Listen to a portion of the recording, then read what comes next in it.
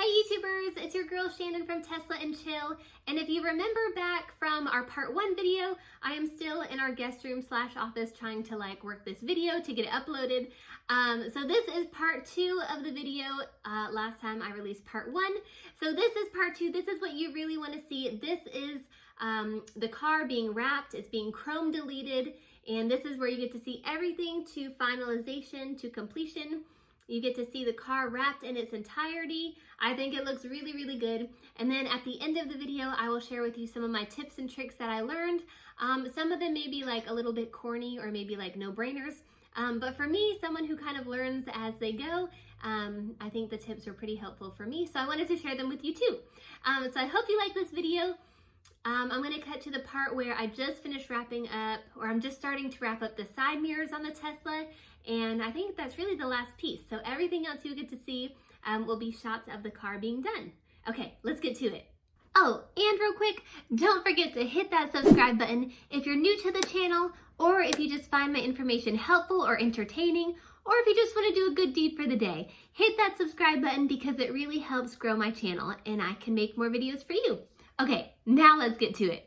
I'm getting ready to do the side mirrors, and this piece I've been saving for last because I think it's going to be the most difficult. So I actually went on the Test Bros website and I did watch the installation video, and it looks like it's going to be kind of tricky because each piece looks super precise. I mean, the whole kit has been pretty precise, but a lot of it has allowed a little bit of stretching, and you can kind of maneuver it a little bit over pieces. But since this one has so many sharp angles and so many pieces, I'm going to try to get this exact as possible, and we'll see how it turns out. So, here we go.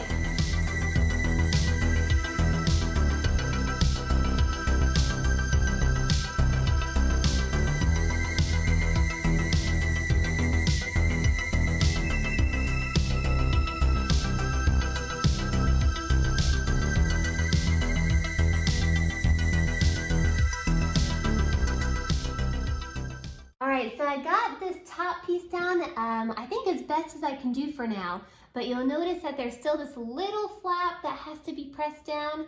So in order to do that, we have to close this mirror, have it fold in.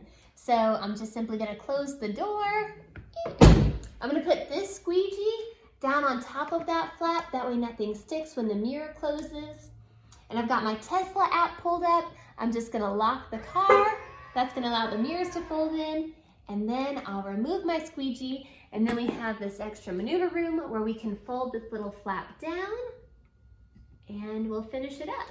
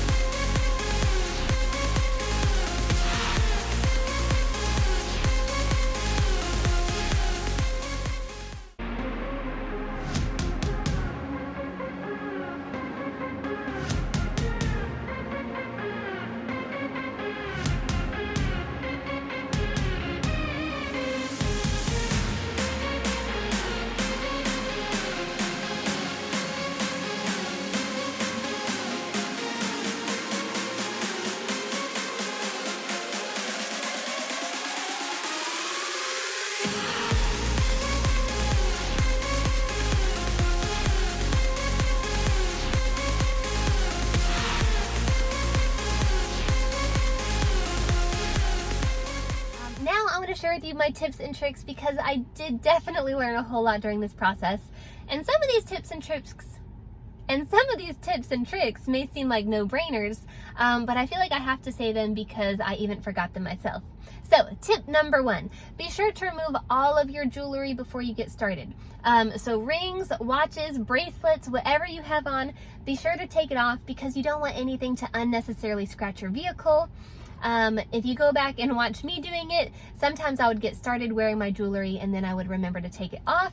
So you definitely want to have that out of the way, off your hands and wrists before you get started. And tip number 2, be sure to fully clean and dry your vehicle before you start applying vinyl. Now, I say this because I had a little incident myself. When I was putting the vinyl on the passenger's door handle, I had cleaned it and I thought that I had dried it just to take like all the moisture off of it. I said the M word, moisture. But I only dried like the outside of the door handle and I didn't think to dry the under part of the door handle where some of the vinyl folds over. And when I put the vinyl on and I went to fold the piece over, because the handle was still wet, the vinyl did not adhere properly, so I had to start over, take the vinyl off, and do it again. So to avoid all of that, just make sure everything's dry. Super easy. Okay, tip number 3. Now this is going to be probably one of my most important tips that I want to share with you, and it's a good one. Be sure that you use the squeegees that Test Bros or whatever package you choose that they include, because they are 2 different sizes. If you can see, this orange one is a lot thicker than this pink one. If you don't have like a really thin one, just use a credit card. But have these handy, don't lose them. But here's where my tip comes into play. Be sure that when you are pushing your vinyl into little crevices, push it in and don't slide. So when I first started, I started using just my slide technique. Once the vinyl pieces were folded over, I would just slide my squeegee along like the little crevice there. And that was really like not a good thing to do. It was pretty counterproductive because it ended up usually making a bubble, or maybe the vinyl would kind of get scrunched in places. So to avoid that happening, to avoid a clean application, is going to take a little bit longer, but just push the squeegee into the individual spots and do not slide. Do not slide, just push. And tip number 5, of course I could have done this myself, but watch the application videos first. I didn't always do that. A lot of it was kind of learn as you go, but ordering from Test Bros, they have application videos for each piece.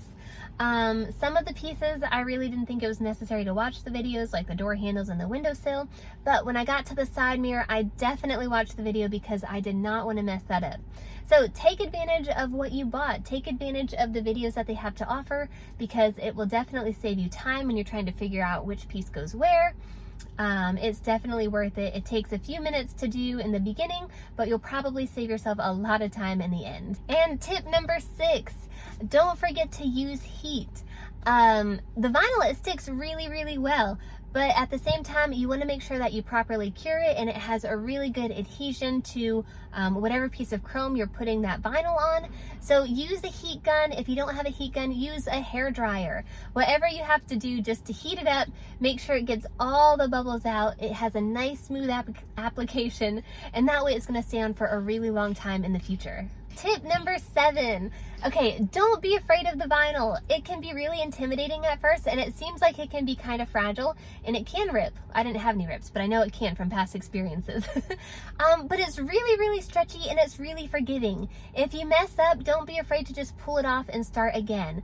That vinyl can like stretch for days, and thank goodness it does, because there were some spots, especially on the side mirror, where I didn't fully like get all the vinyl pieces covered like I should have, so I had to stretch some pieces instead of others.